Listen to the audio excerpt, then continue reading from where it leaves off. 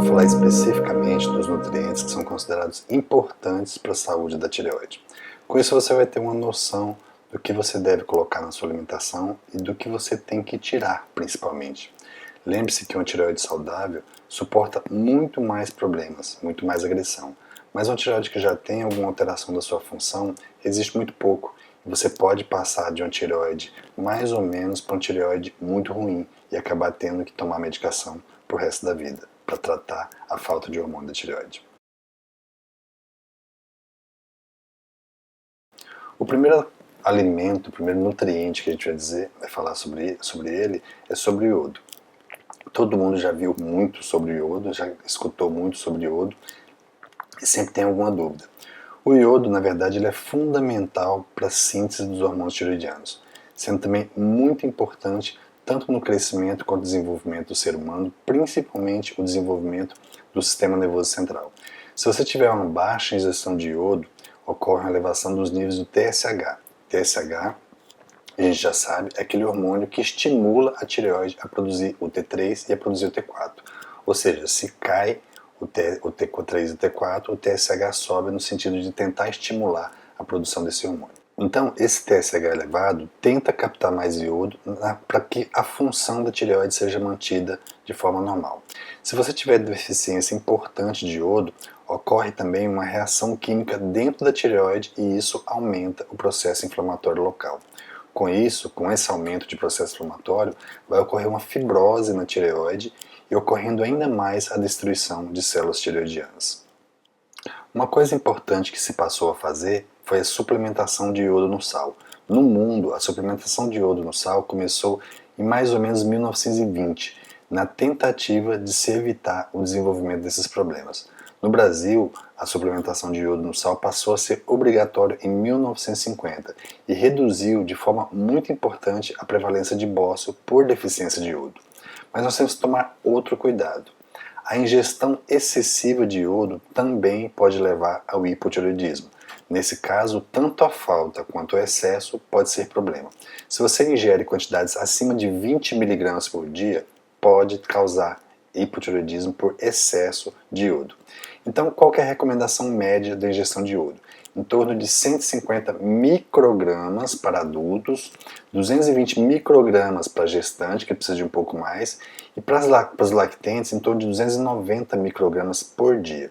A única fonte de iodo para o ser humano é através da alimentação, ou seja, é através da dieta. E esse é um fator que aumenta o risco de deficiência.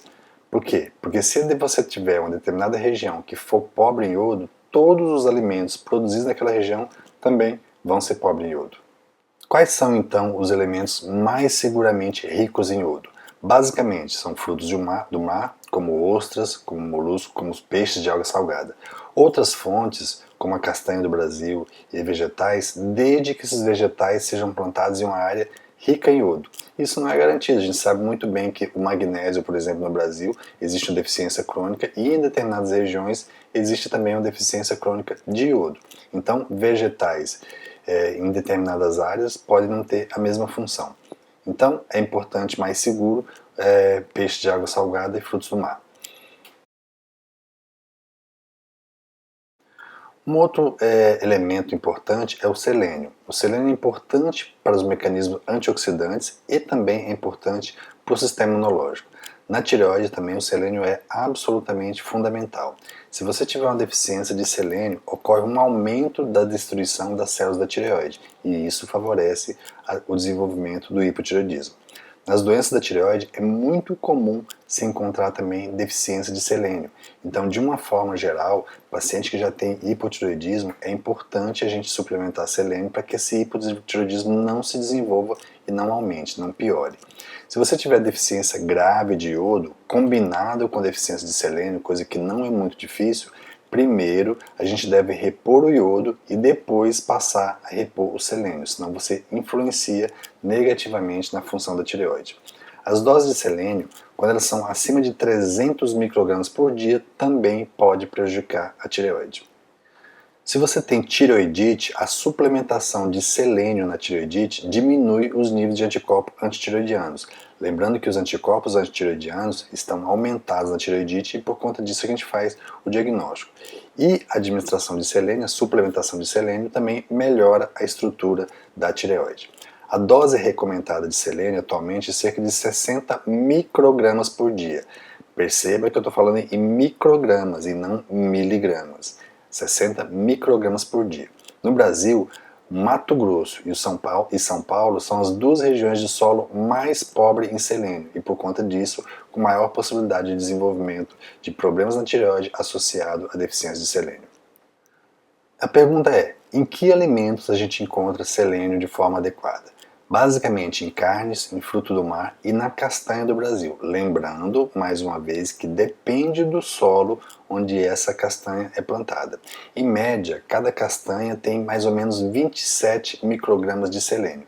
Se a gente lembrar o que eu falei agora há pouco, que a necessidade média por dia é de 60 microgramas, 2 castanhas por dia são suficientes para você suprir a necessidade de selênio do corpo. Apenas 2 por dia. A deficiência de zinco é uma causa importante também de hipotireoidismo. A necessidade diária de zinco no corpo é mais ou menos 15 miligramas por dia. E onde é que a gente encontra zinco? Basicamente em carnes, em pescados, castanhas e nozes. Apesar de estar claro a importância do zinco na função da tireoide, ainda é necessário mais alguns estudos no sentido de esclarecer essa real função. Mas sempre é importante ter zinco para ter uma função tireoidiana normal.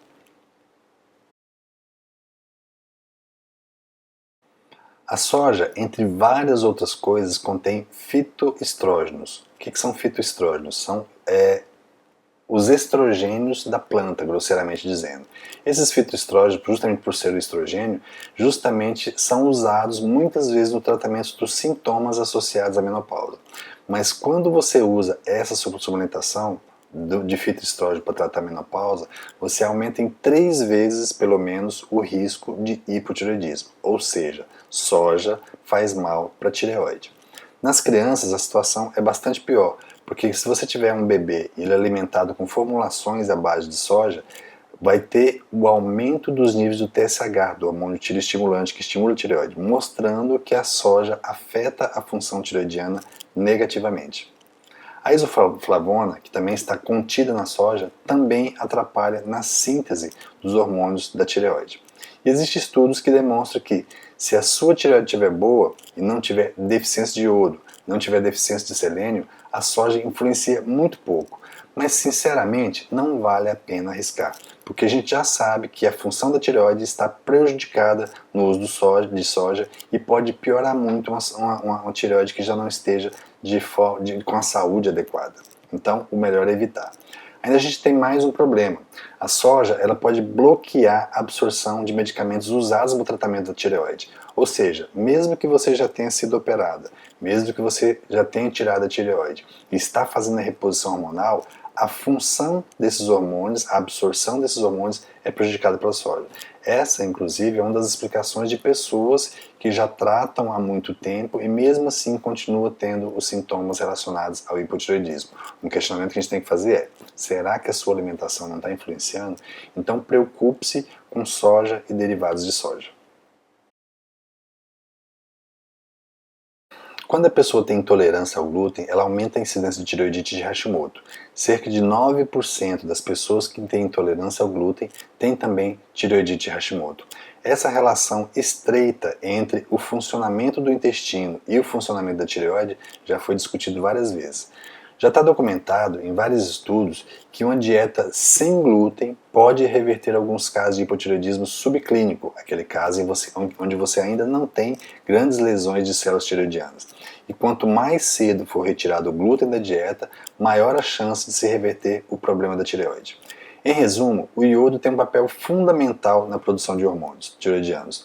Tanto a falta quanto o excesso de iodo, quanto de selênio, a falta ou excesso de selênio também pode afetar a função tireoidiana negativamente, ou seja, é importante o equilíbrio. As recomendações gerais são: retire o glúten, evite de qualquer forma soja e derivados da soja na sua dieta, Coloque na sua dieta carne, coloque frutos do mar, coloque peixes de água salgada. Assim você otimiza tanto a ingestão de iodo quanto a ingestão de selênio. Você não pode esquecer de castanhas e nozes. Assim você cuida também da suplementação de zinco. Essas recomendações elas estão no arquivo aqui embaixo para que você possa imprimir e anexar no seu caderno de acompanhamento. Faça bom proveito.